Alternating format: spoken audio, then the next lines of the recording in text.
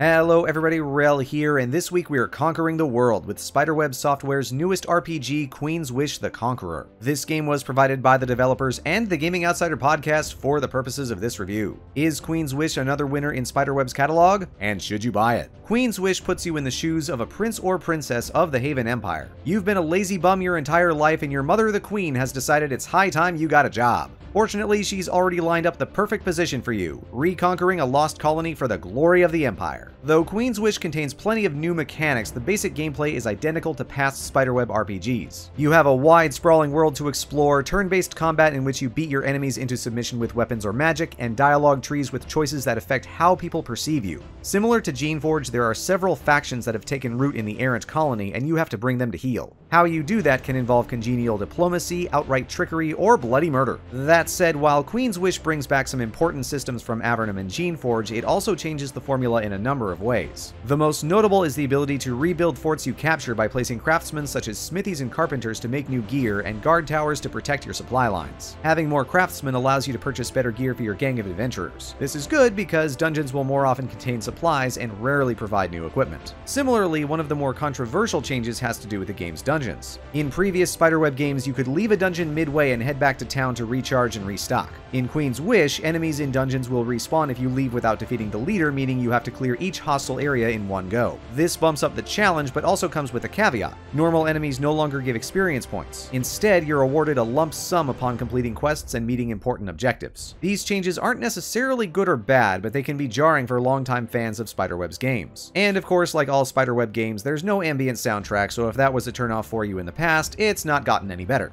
Queen's Wish: The Conqueror is currently available on PC and Mac for $20 American, with an iOS version coming in late 2019. The game takes a good 30 to 40 hours to complete, depending on how hard you go on the dozens of side quests available. If you're a fan of Avernum and Geneforge, Queen's Wish brings a new world with the same level of gameplay and quality dialogue as past titles. It's highly recommended for fans of old-school 90s computer RPGs who don't need a lot of bells and whistles. If you're looking for something more high-end, there are other worlds than these. Be sure to listen to the Gaming Outsider podcast, episode 262, to hear me talk more about the game. Thanks so much for watching. Hit that like button and subscribe, and click the bell to see more videos like this in the future. Leave me a comment with your thoughts on the game below, and I will see you next time.